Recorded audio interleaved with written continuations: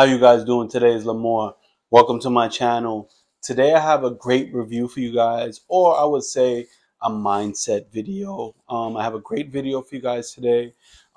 Today I want to really help you guys on buying your new home or first time home buyers. I am a first time home buyer. I bought my home back in 2021. It was very challenging for me, being that coming from a family that doesn't own their home or not knowing how to get your first home. It was really tough for me. So I kind of had to learn these things on the fly. And luckily, I had a great mentor that taught me a few things along the way as well. Because he owned his own home as well. So I asked him questions, but I want to give you guys kind of a grasp on what you need to get your first home. So these are 5 things that you need to get your first home or be a first time home buyer. And the first thing you need is the mindset. The mindset that you need to get your first home is a budget mindset. You kind of gotta steer away from spending all your money and um, buying certain things. I am a big shopper. I love clothes. I love fashion.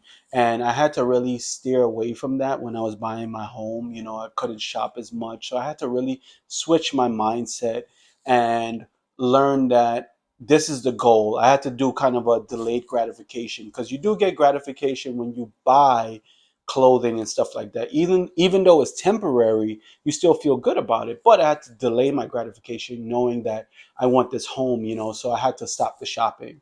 So what I did was put myself on a strict budget. Like, say if I wanted to go anywhere, I wouldn't take an Uber. I would walk there. I wouldn't eat out as much. If I had to eat anything, I would cook it, or I would go to a restaurant and buy something like takeout, but it'd be under $10. So yeah, I'll go like delis or bodegas, pizza shops, things like that. I wouldn't spend that much on food, and then I stopped shopping.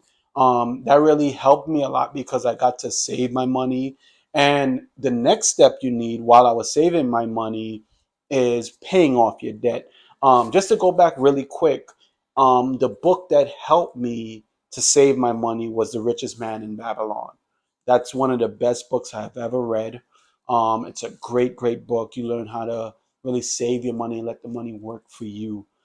So that's what I wanted. I wanted to save my money and really learn about how to treat money. So that was the mindset I really got into, and that helped me save my money, because I was like, damn, I want to make my money work for me. I don't want to be here just spending my money on clothes and stuff like that, and my money's not doing anything.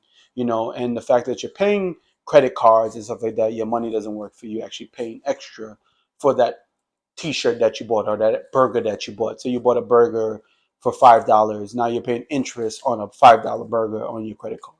Even if it's a couple cents or a dollar, still interest. You're still paying extra for a burger that you bought months ago. So this is the mindset that I got, and I wanted to change it, and be different. So the second thing I needed was to pay off the credit card. So I started budgeting, and then I started to pay off my credit cards. At the time that I started my journey to buy my home, my credit score was in the low 500s. Now my credit score is in the high 700s.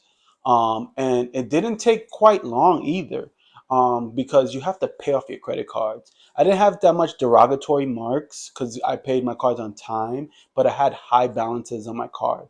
And the fact that I started paying it off, it helped me a lot and dropped my credit score, risen my credit score very fast.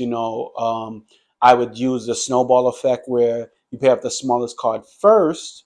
So, like, say if you have a card for like $500 and you have another card for $1,500 and you have another card for $3,000, you pay the $500 card first, no matter the interest on it. I know some of them have higher interest or whatever, or that one may have lower interest. Whatever one the smallest, you pay that one first, and that kind of gives you the momentum to pay off the rest of the cards, and that helped me a lot. So when I paid off the $500 card, I was like, damn, I could do this again. I could pay off this $1,500 card. So what I did was the money that I took to pay off the extra for the 500, I put it towards the 1,500, and I didn't have to pay off the 500. So what you do is, after you stop using that card, you already got the mindset to stop spending as much. You wouldn't need to use that $500 card anymore. So just put it to the side. Now you want to pay off the $1,500 card. And according to the job you're at, maybe you do some extra hours. You run ads on YouTube if you have a YouTube channel.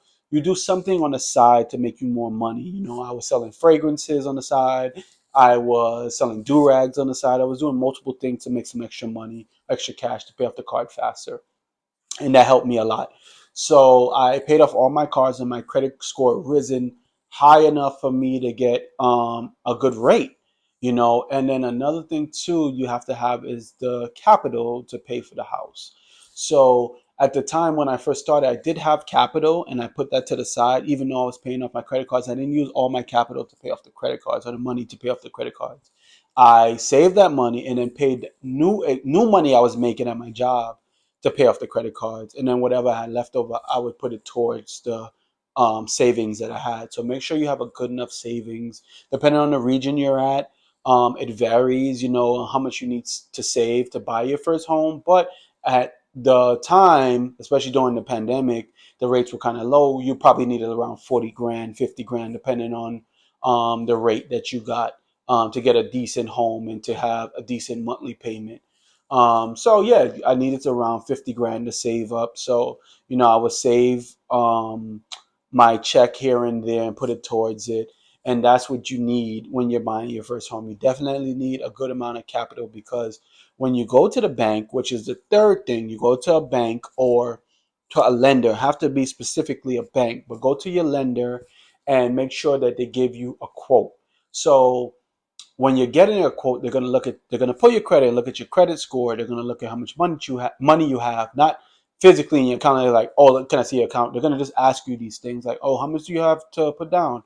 You're gonna tell them like, oh, I have 50 grand, and then they're gonna see how much is your credit score. They're gonna check all these things, and the thing is, when you do get a quote from a bank or a lender, make sure you shop around, because you can pull your credit up to 3 times in that, I think, 3 month period when you're looking for a home, to get your pre-approval.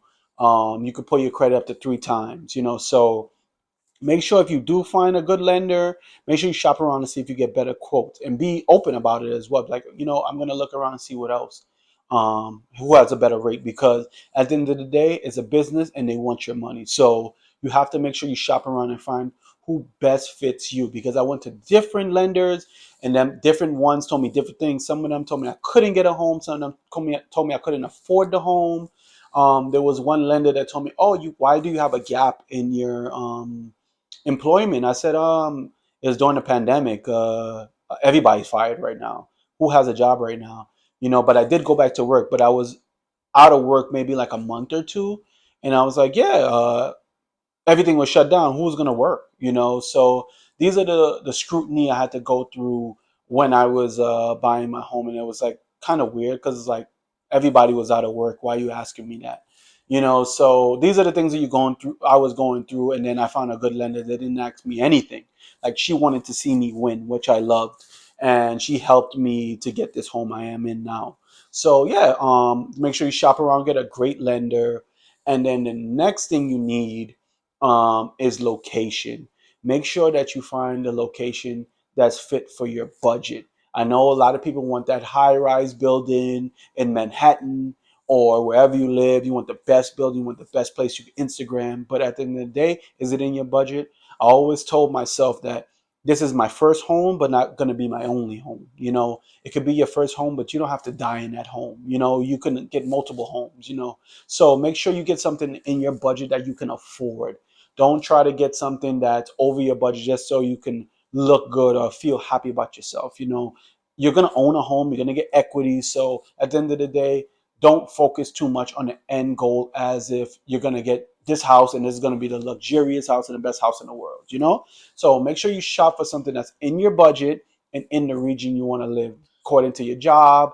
I don't know if you work remote or you work in the city or wherever you work.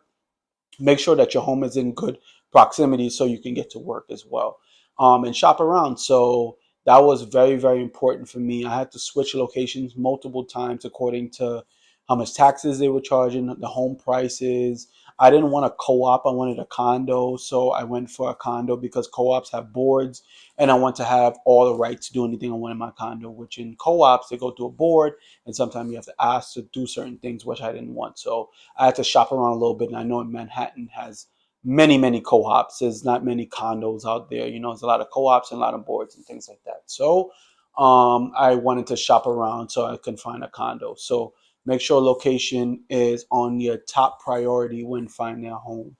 And then the last thing I would say is just be patient. When I was looking for my home, I was getting impatient because I had to move and I wasn't sure about the pandemic or where I was going to live and stuff like that. And then I know that I had my stuff together. Like, make sure all your ducks are in a row. Like, you have your credit score good, you have your money ready, you're not using your credit cards, you're using only cash because they're gonna look at things like that, how much you're using in and out your credit cards and stuff like that. So I wasn't using my credit cards. I was keep on making my money grow in the time period that I was looking for the home. I wasn't doing too many transactions. I was making sure everything was perfect. So when I do find that home, I can just go after it and there'll be no other issues. So make sure you're patient, but you actually have everything lined up so that you can get your first home. And another book that you can read for first time is it's not really a first time homebuyer book, but it's the Bigger Pocket podcast.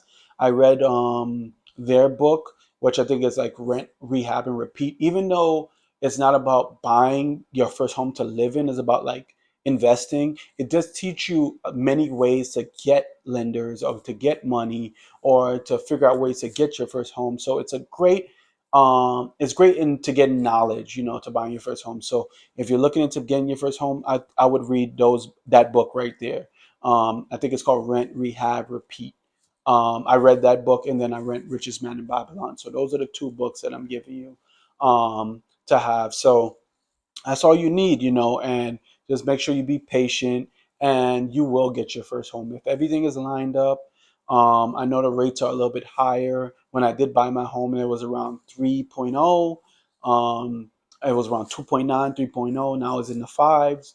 Another advice I would give to you as well is don't wait for, the rates are going to drop and stuff like that. If you have the money to get a house right now, buy it right now. Don't wait. It's like for the time the market, because the market is never going to be perfect. You never could time anything. And whenever it's right for you, it's right for you. So if you can afford it and you can get a house right now, get it right now. You'll gain equity and definitely will be a great investment for you as long as it's in your budget. So that's the video I have for you guys today. Let me know in the comments what you guys think. Let me know how you got your first home. What did you do? Did you go through this process? Did you have to shift your mindset? Tell me in the comments what you guys think and make sure you give this video a thumbs up and subscribe for more. All right, peace.